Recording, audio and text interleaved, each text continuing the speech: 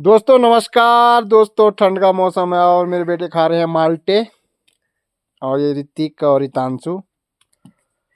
तो दोस्तों देखिए पेड़ बिल्कुल माल्टे से भरे हुए हैं और आज बना रहे हैं हम माल्टा। और ये ऋतिक है, ये रितांशु है, ये देखिए ये हमारे डॉगी बच्चे और ये मेरा डॉगी और एक डॉगी सो रखा है। तो दोस्तों आज बना रहे हैं हम माल्टे। ये देखो माल्टे के पेड़ और आज शायद बारिश हो सकती है, मौसम बारिश का बना हुआ है, अच्छा मौसम है और हम बना रहे हैं माल्टे। ये देखिए अपनी मम्मी पे दूध पी रही है।